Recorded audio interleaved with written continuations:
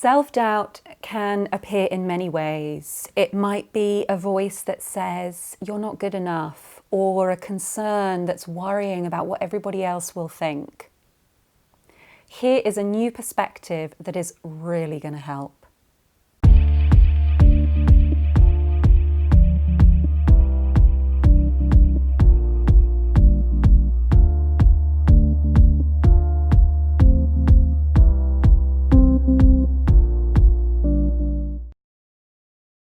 No matter what stage we are in our writing journey, self-doubt can come in.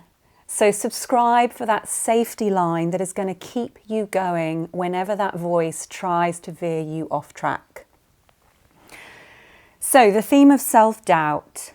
I haven't met a single writer, and I have met hundreds of writers who hasn't at some point heard that voice of self-doubt. Every single writer who has had a book published, every single writer who has won an award, they have all heard that voice of self-doubt.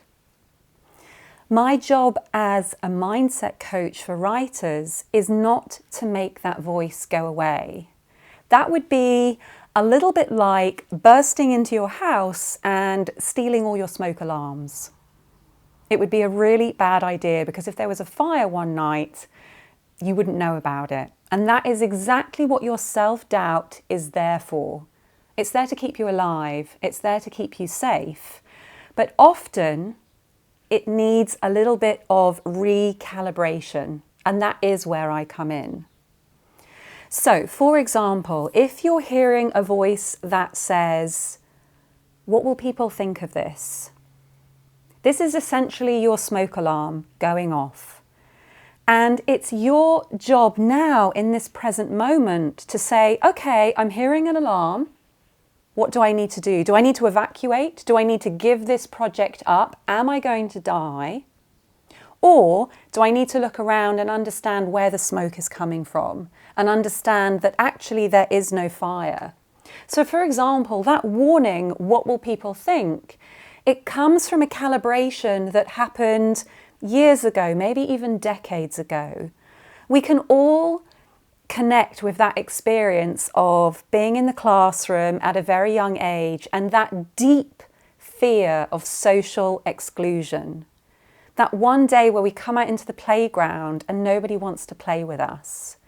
So when that self-doubt, that smoke alarm is going off, it's basically trying to protect us from that moment, because it has essentially registered that moment, because it was so painful, as essentially a death. But now in our life today, as humans, as more aware people, as adults on this writing path, we can take a more adult view, and we can say, actually, I'm writing, and thanks for the warning, what will people think? But I know that this is not a fire that is going to kill me. It's the same with the voice that says, am I any good at this? Will this come to anything? These are all alarm settings in that smoke alarm that at one point were inbuilt to the system because there was an experience which the mind registered as a potential death, because it was so excruciating, because it was so embarrassing. And a lot of them come from the classroom, a lot of them come from the playground. So as I said, my job is not to take that voice away, because sometimes when that alarm goes off, it can be a really great moment to just say, come back to the present. You've just slipped into the past where it's a little smoky and you believe that there's a fire going, but in this present moment you're safe and you're following your dream, and one day you're going to become a writer. This is the value of mindset work, and it's why I feel so passionate about it. Yes, it's really important to know about craft, how to plot a novel, how to make that perfect character that everyone believes in. But also it's really important to understand the ways that our minds are holding us back. And this is exactly the principle that I run on my online group coaching program. I do hope that you will join us, because this program is going to give you the support, the accountability, the friendship, the knowledge, and the techniques to keep you going so that you don't keep waking up in the night with that smoke alarm constantly going off. You can actually peacefully write your novel and know that one day people are going to love it and that you are totally good enough to do this. Thank you for joining me in my 5-Minute Monday. I look forward to seeing you next Monday.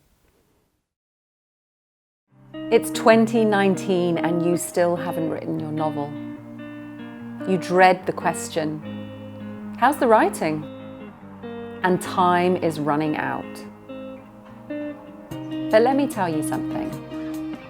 You don't have to do it alone. It's that simple.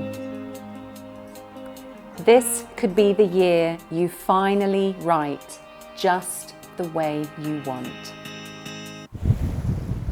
Imagine that